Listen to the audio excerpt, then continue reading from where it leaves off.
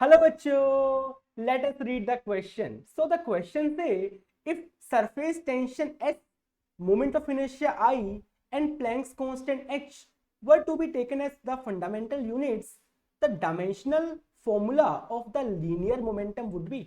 तो हमें linear momentum को surface tension, moment of inertia और प्लैंक्स कांस्टेंट की फॉर्म में रिप्रेजेंट करना होगा।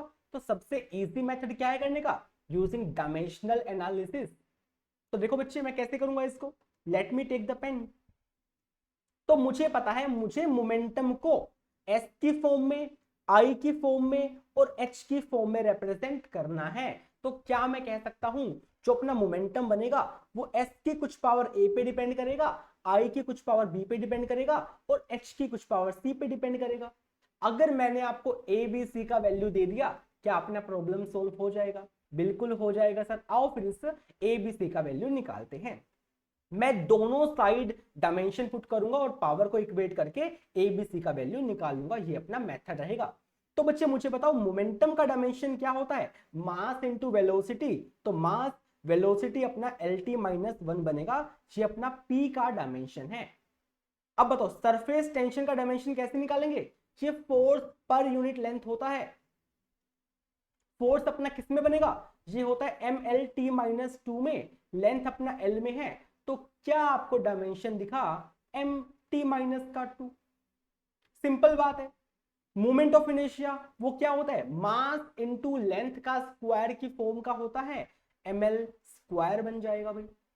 प्लैंक्स कांस्टेंट हमें पता है E बराबर एच न्यू होता है। तो बताओ फ्रीक्वेंसी का मुझे डायमेंशन पता है कि 1/t का फॉर्म का होगा। तो क्या h का डायमेंशन बनेगा एनर्जी इनटू टाइम की फॉर्म का? क्या बात क्लियर है?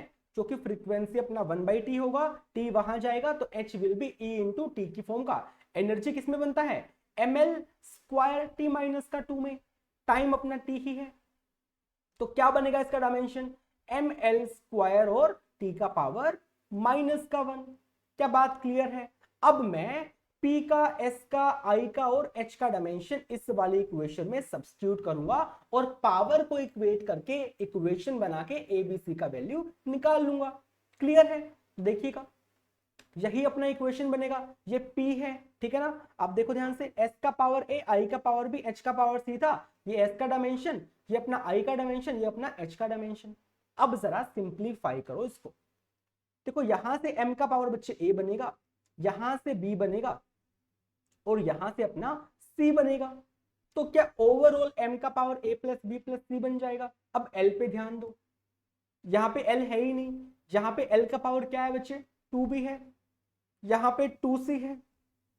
अब T का पावर देखो, T का पावर यहां पे माइनस का 2A है, यहां पे है ही नहीं और यहां पे अपना कितना है? माइनस का C है और यहां हमें मिला MLT माइनस 1। क्या बात क्लियर है? अब जरा पावर को इक्वेट कीजिए। ए प्लस बी प्लस सी का वैल्यू क्या आएगा? क्या 1 आ जाएगा? बिल्कुल आएगा सर। एल का पावर कितना है? 2b प्लस 2c है। तो 2b प्लस 2c का वैल्यू क्या बनेगा? जहां पे एल का पावर 1 है तो 1 हो जाएगा।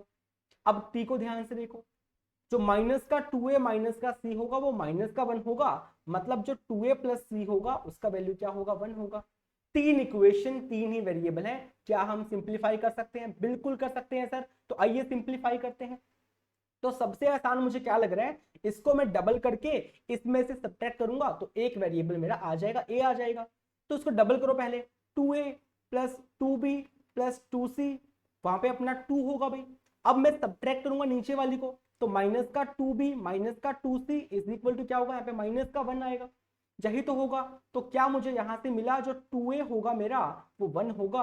तो बच्चे a का वैल्यू क्या है? यहां से a का वैल्यू आ गया है यहां से 1/2 के बराबर।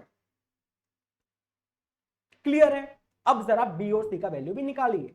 अगर ए नोन है, क्या सी नोन हो जाएगा? क्योंकि सी क्या बनेगा? 1 माइनस 2a है, 1 माइनस 2a है, ए अपना 1/2 है, हमें मिला 0। और बच्चे अगर सी का वैल्यू 0 है तो क्या बी का वैल्यू 1/2 आएगा? Yes, B will be 1/2। क्या तीनों वेरिएबल्स आ गए अपने पास? ए का वैल्यू भी, बी का वैल्यू भी और सी का वैल्यू भी। तो जो पी था मेरा वो था सरफेस टेंशन का पावर ए था तो बच्चे 1/2 होगा, मोमेंट ऑफ इनर्शिया का पावर बी था तो आई का पावर 1/2 होगा, और प्लैंक्स कांस्टेंट का पावर सी था तो एच का पावर 0 होगा। देखो कौन सा ऑप्शन ठीक है। आई थिंक सी अपना मैच कर रहा है, तो C will be the perfect answer. उम्मीद है आपको समझ में आ गया होगा। All the best.